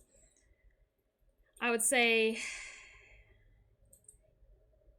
it's kind of tough. It really is tough to navigate through text messages, because if they are being cold, we don't always see that. Or if they're not being cold, they can feel cold in response. He lives in your apartment building. So to me, you live in my apartment building. You should be hanging out with me every night if you're interested, right? Distance is not a factor here. So think about that. Well, not every night. You know, we need our personal space, but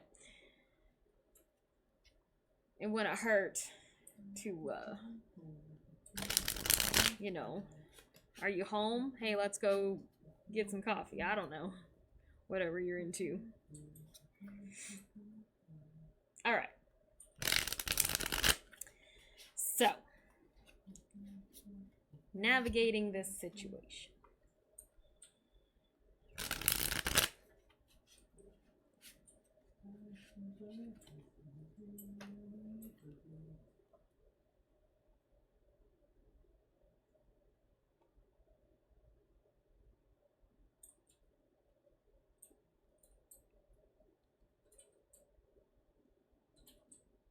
Obviously, you seem interested if you're toying with the idea of, you know, maybe potentially having a relationship here, getting together.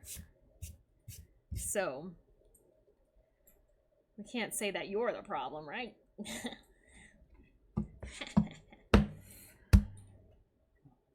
He's the problem. Anyways. Let's see. Navigating this situation. Queen of Swords. Page of Swords. 3 of Swords. Ooh, this kind of heavy. 3 of Wands. We got 2 3s in reverse. So, what we can see... Oh, the Fool. The Fool's not bad. We may pull one more card after this. Let's kind of talk through this. Now, when we see 3 of Swords, or when we see the number 3 in reverse, it does seem like things aren't progressing. Things aren't expanding in this specific situation. You already feel that. The Queen of Swords is about being direct, as we already discussed. And it makes me like, have you spoken like your intentions? Are we at that point where we can kind of talk about our interest? Think about where that conversation leads to, and how, like, have we made it apparent that we are interested? Now, the Page of Swords we discussed in reverse is kind of impressionable here. So it can be about the impressions we're making, or the impressions we're giving off, the impressions that they are giving off. So that brings me back to, do we appear to be interested? Did we give that interest to them when we were together? Are we one of those people that is afraid to show too much interest, right?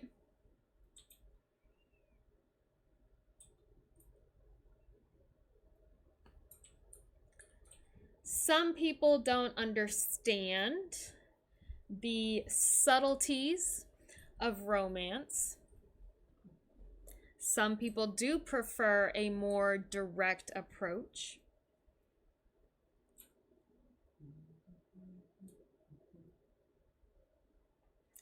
If somebody, it's kind of a tough game to play here.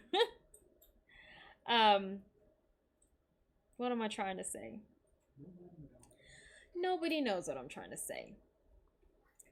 Now, the 3 of Swords is a little bit concerning in either direction. The 3 of Swords can hint back to problems of the past, a lesson that we learned from previous encounters, previous relationships, previous people we've been involved with.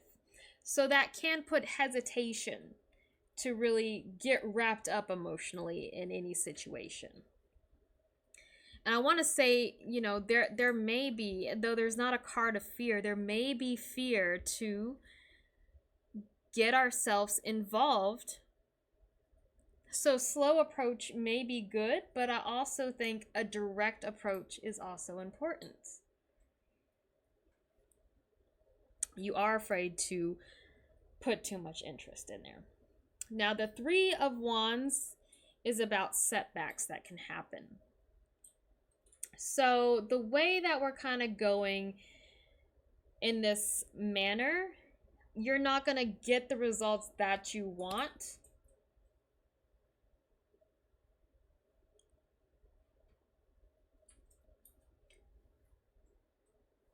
So I do think you need to kind of change up your approach to the situation. The Fool is kind of that unexpected, spontaneous energy. It is something that you're doing that is different than what you've done before. So you say, okay, you're afraid to show too much interest. Maybe this person needs a little bit of romance. Maybe they need to see that interest. Maybe they need to hear it. They need to feel it. They need to, you say, distance is being created through text messaging. Maybe you need to be present. I don't know. Needs to do a rock panda.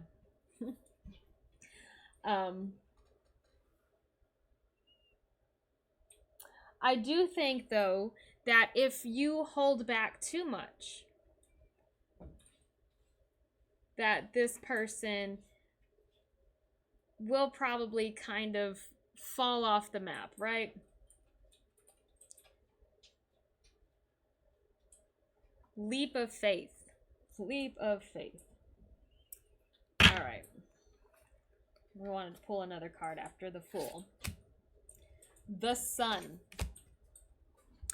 The Sun. The Sun, when it's in reverse, is when we may be masking our real feelings.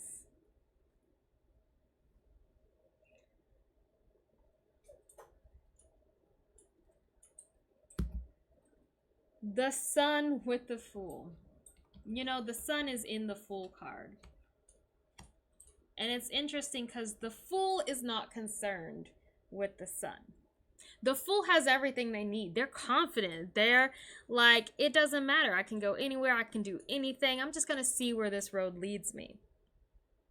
They've already been in that sun. They've already seen good things. They've already been happy. They are kind of just true to themselves and doing what they want. We can't ignore the Sun. We don't want to pretend. We don't want to be fake.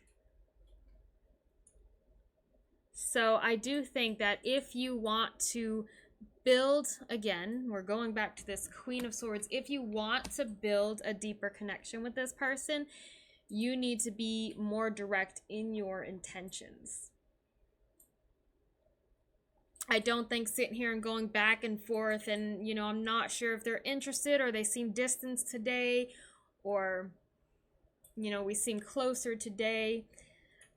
It's going to be a long, drawn-out process that's only going to cause more frustration. Whereas if we're more direct with our intention, with our interests, and we're ready to take that leap of faith, so to speak, I think we'll have better results overall. And again, this person may actually enjoy a more direct approach rather than just kind of masking what we really want and pretending like everything's okay and just putting on a fake smile, right? We need authenticity. I think you yourself would benefit from authenticity. I don't know so much about this other person, how they're feeling specifically. This is advice for you, but I think the quicker you kind of cut to the chase about your intention and what you want and your interest, the easier it will be to either move forward in this connection or move on yourself into something else.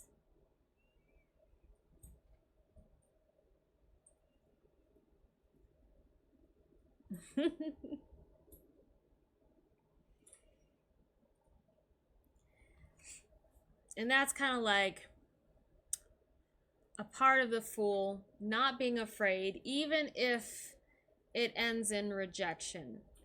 To me, I think it's better to know rather than hang on to some false hope. Directness is where I try to push people anyways. Because why do you want to be hanging on to someone for years hoping that something may come of it and they just toying with you? You don't want to find yourself in that kind of a situation, right? Maybe, I don't know.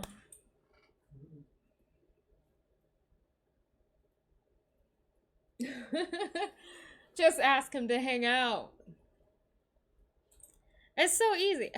You're in the same apartment complex.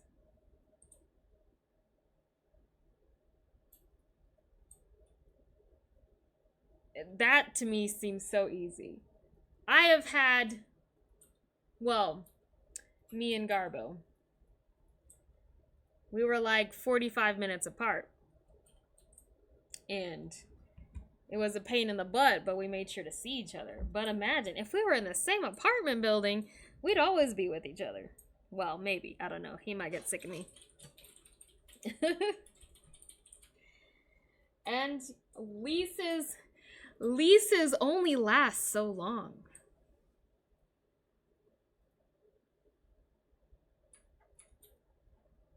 You want to cut to the chase before he moves away or you move away. And then distance becomes the real issue. Physical distance.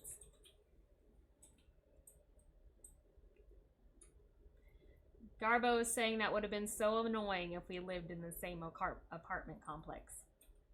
Thank you. Thank you, Garbo. You're welcome. What's up, Buzz? Tell me what's happening. What's that, Buzz?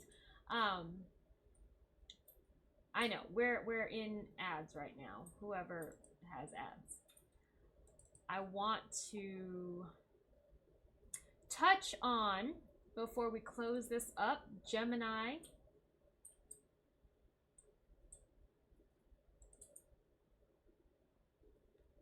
Gemini, and what was the other one?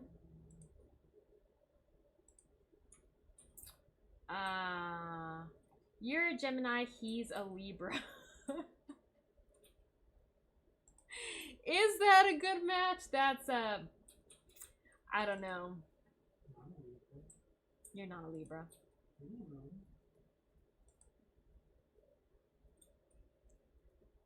Where are these ads at?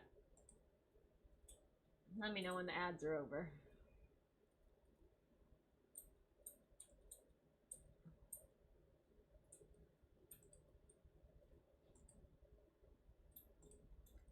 Oh.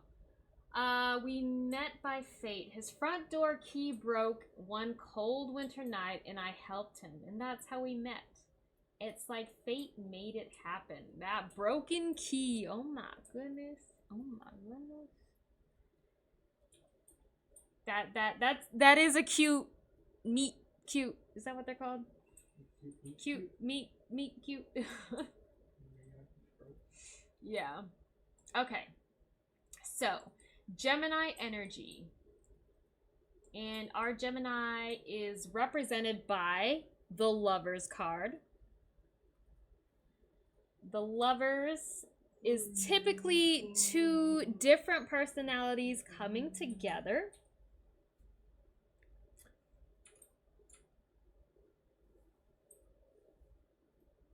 But sometimes, you know, opposites may attract. Sometimes we find a more harmonious existence. I'm a Gemini moon, something. Which I feel like makes that my life more difficult. But the problem the Gemini has is they are very much ruled by those last three swords cards, the 8 of swords, 9 of swords, 10 of swords. So sometimes those emotions can really wreak havoc on us. And sometimes logic takes control. It's a very, like, big representation of that double-edged sword. So, not always easy to be a Gemini. Libra is our card of justice. Justice is here trying to bring balance to these two sides. To our emotions, to our thoughts, to our logic. We want everything to be at peace. So it does feel like a Gemini could really benefit from having a Libra person in their life. And the Libra's not going to be too swayed by the ups and downs that a Gemini might go through. Now, the Libra is also ruled by swords. They're ruled by the 2 of swords, 3 of swords, and 4 of swords. So we're at the very beginning of the swords journey. So I do feel like there is kind of a deeper understanding that these two signs can have of each other. And the Libra does seek to create harmony and balance and peace. I don't know, I feel like they're perfect for a Gemini.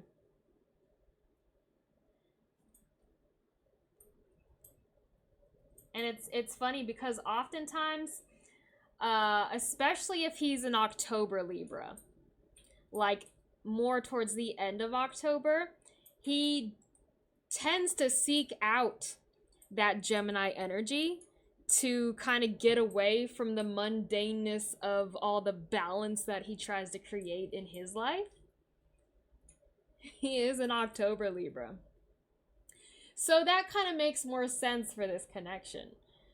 I like these two signs together. You said you're a June Gemini. So you're at the latter end of June.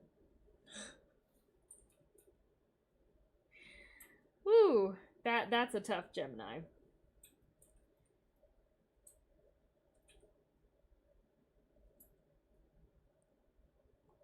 So one advice that I can give for you as a June Gemini is to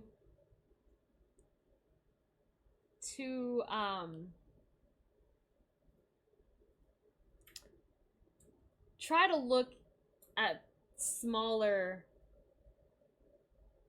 pieces. I don't know how to explain this. Like, I don't think I can explain this well.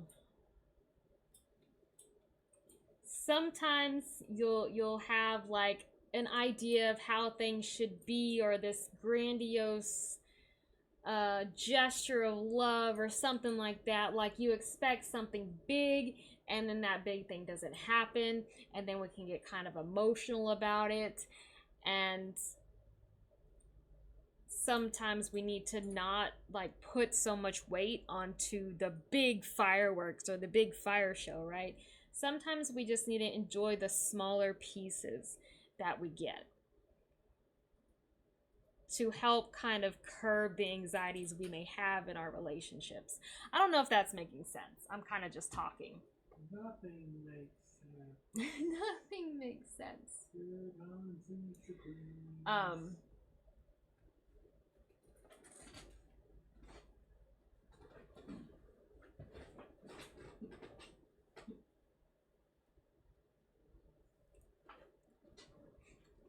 Now it's interesting because that Three of Swords card is a part of that Libra combination.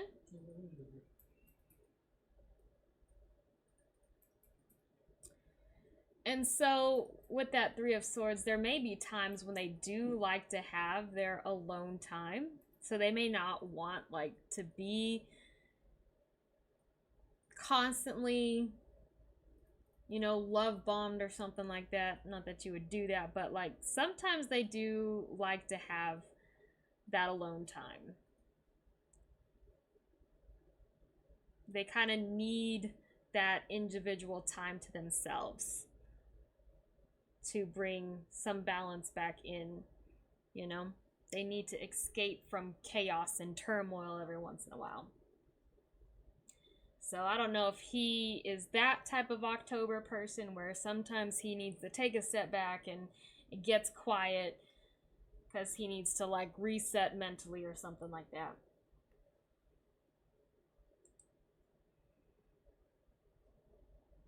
We're kind of going way deeper in astrology than I really know, just as it pertains to cards. Flip a coin. Heads, you ask them to hang out. Tails, you ask him to hang out.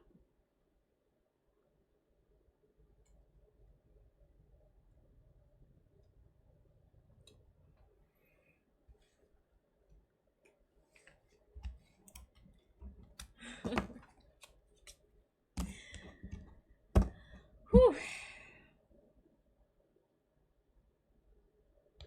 Let's pull a charm on it too. Just a good luck charm.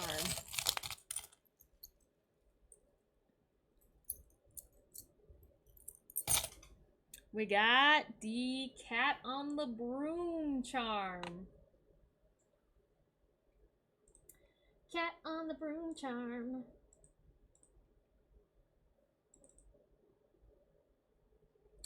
Cat on the broom. Spreading good luck. Yeah.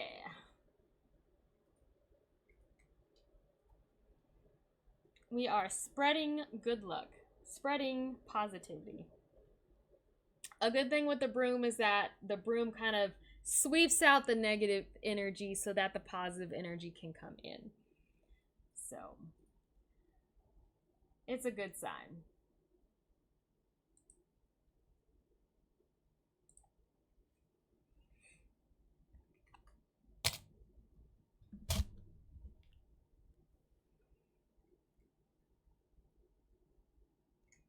Well, I'm glad you like cats.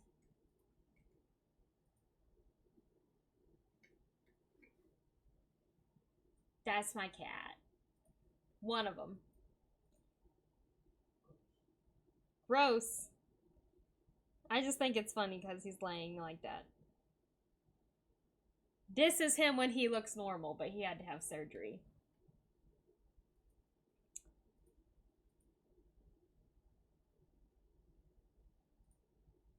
And this was my other cat. Not black cats are hard to take a picture of, but that was one day when she was snuggling with me. That's Pigeon, by the way. Thank you, Nightmare Thief, for exploring tarot with us.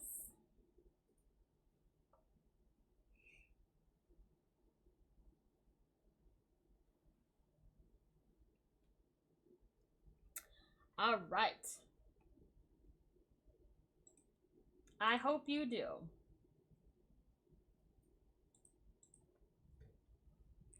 Sometimes we need a good love story on here because I don't always give very good love readings.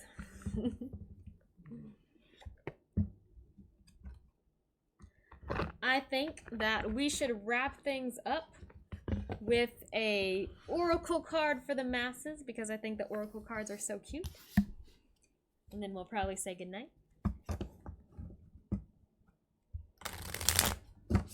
Again, the Trash Animals Guide to Life, Love, and Surviving Daily Chaos.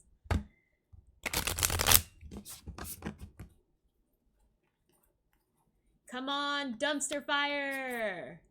It is the dumpster fire! Yes! Why do I want the dumpster fire? Upheaval and revelation. That dumpster fire, you know what card that reminds me of? It reminds me of the Tower. Upheaval. Heck yeah. Suddenly, life got flipped and turned upside down. You suffered a significant change and must abandon what you once knew in search of new truths. Slowly or all at once, these fundamental changes are never easy, and you might be wrestling with a variety of emotions. However, in times of change, we find the strength to grow, reflect, and reinterpret our will to survive. Plus, there is probably another dumpster one block over, so it's all good. So do you let change freeze you in place? Is upheaval more familiar to you than peace? Sometimes, you know, we stick around that dumpster fire because we find peace within the chaos. And let me tell you, if that is you, someone who finds peace within those tower moments, that's not normal. Okay, that's not normal.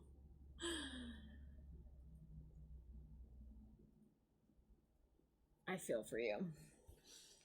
But we learn and we grow and we become stronger.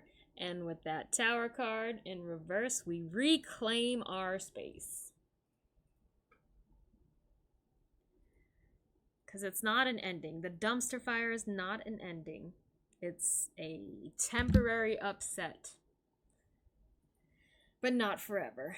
That is our lesson for tonight.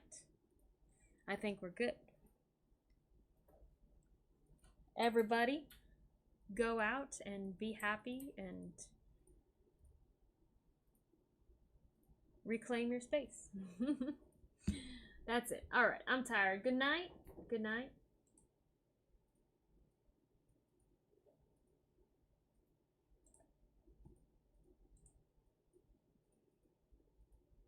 And good night.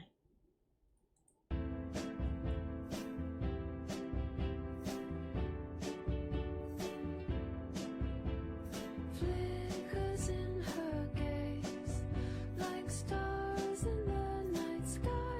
She's a gentle soul in feathers soft and gray. Reads the fate untold as the dawn starts to sway. When she dies in flight, whispering soft prediction.